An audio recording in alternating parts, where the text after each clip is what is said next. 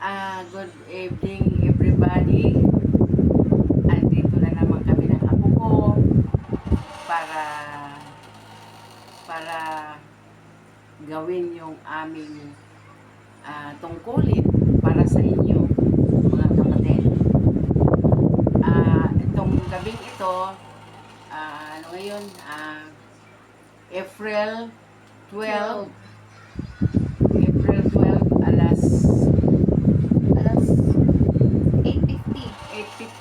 8:50 Yeah. ng gabi.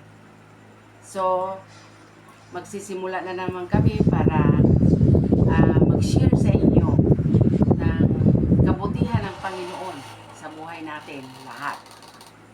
Diba mga kapatid? So, yung dati na sinishare namin sa inyo, yung last na sharing natin, ayun yung lesson section. Ngayon, nandito na tayo naman sa lesson 7. 7 na ito, Bino. Lesson 2 pa lang. Sa lesson 2, ano na tayo? Nasa lesson ano na tayo? Kami ngayon. 7 pala tama. 7 na ngayon ang sa page 7, lesson 7. Kasi kahapon, yung lesson 6, mga kapatid.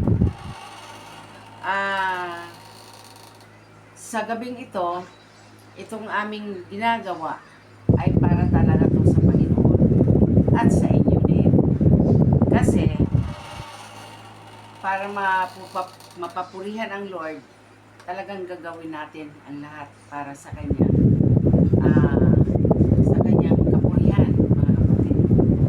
Sa gabing ito, magsisimula muna tayo mag-pray, diba?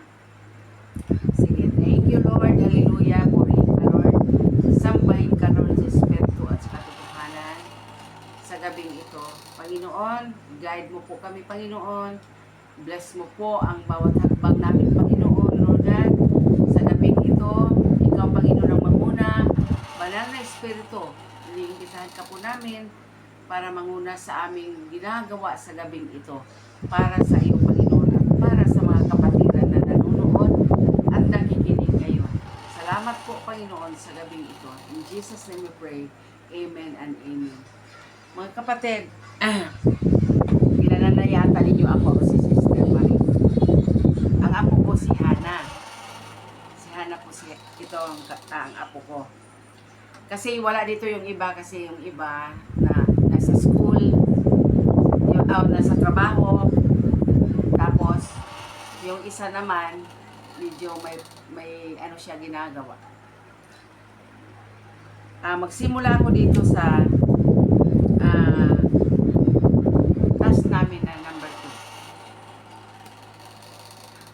2. Ito, Panginoong Diyos, aming Ama sa langit, kami po ay dumudulog sa iyo ngayon na may puso na punong-puno ng pasasalamat sa lahat ng mga biyaya at aral na inialay ninyo sa amin.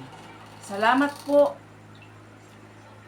sa pag-ibig at kabutihan ninyong walang hanggan na patuloy na nagbibigay sa amin ng pag-asa at lakas sa bawat araw ng aming buhay.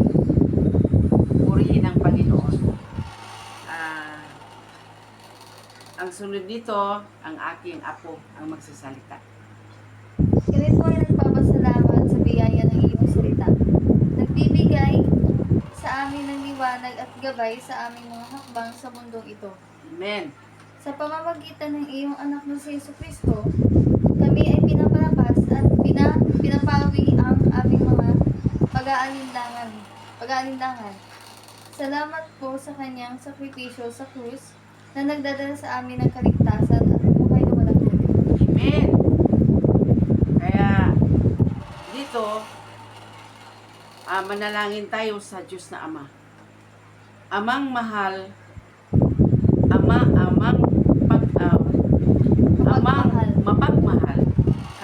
ay humihingi ng inyong patnubay at proteksyon sa gitna ng sa mga pagsubok at sa tukso na aming hinaharap.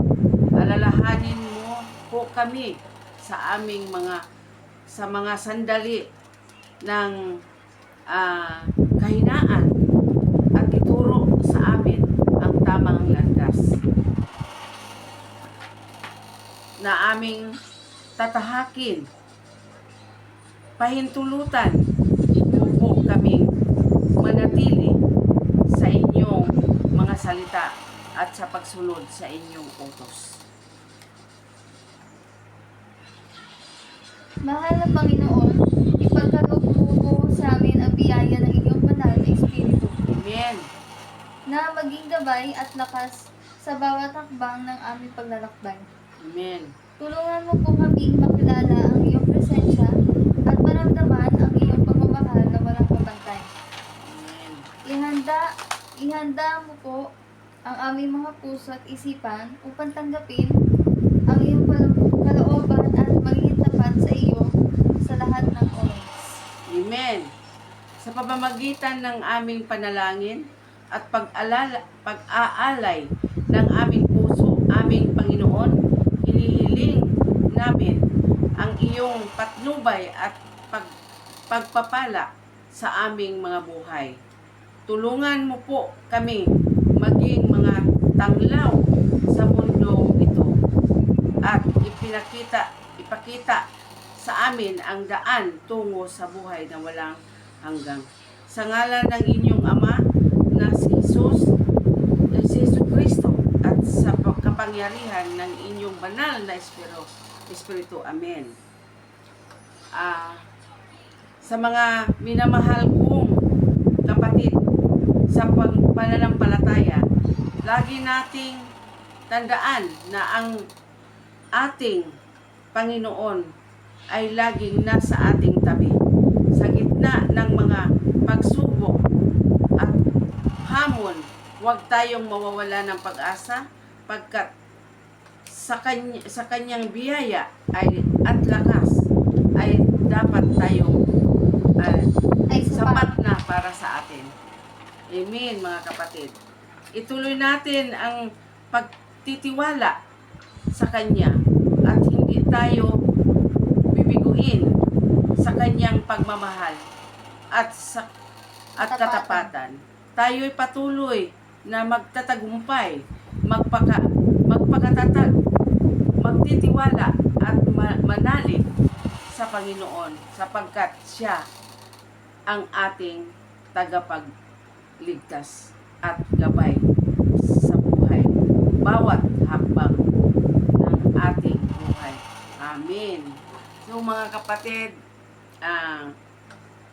hanggang dyan lang kami dahil ang aming purpose ngayon, manalangin lang po para sa Panginoon. Dahil wala tayong magagawa kung wala ang Panginoon sa buhay natin. Kaya ang ginagawa namin na yung walang hupas na pananalangin. Dahil yan po ang kailangan natin at yan po ang ibig ng Panginoon. Yan po ang gusto niya. Kaya kami po'y nagpapasalamat sa gabing ito kasama ang aking apo na nawa ay magustuhan niyo po ang ating mga ginagawa sa mga oras na to. Dahil yan po ang kalooban ng Panginoon sa bawat isa sa atin. Dahil isipin ninyo mga kapatid, wala tayong magagawa kung wala ang Lord sa buhay natin. Kaya pag-isipan yan natin palagi. Huwag natin iwala sa ating isipan, sa ating puso, kung paano tayo tumawag sa Panginoon. Kasi siya lang po ang magkapagligtas sa atin. Siya lang po ang magbibigay sa atin ng buhay na walang hanggan. Walang iba po mga kapatid. Ang Panginoon lang po. Kaya sa aming mga ginagawa ngayon, kami po'y natutuwa na sa pamaraan nito tayo po ay magkaisa para sa Lord. Salamat po. Thank you, Lord. Hallelujah. Purihin ka, Panginoon, sa gabing ito. Hanggang dito na lamang, mga kapatid. Hanggang bukas ulit, mga kapatid. Magsisimula na naman tayo.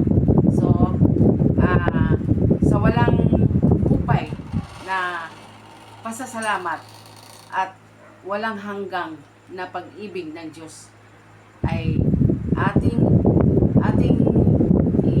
wag natin iwaglit sa ating isipan na kailangan talaga natin palaging manalangin at tumawag sa Panginoon para sa kaligtasan ng lahat, lalo na sa mga panahon ngayon. Thank you, thank you, thank you. Thank you po. Amen and amen po. Amen at bye-bye. Bye-bye. Sige.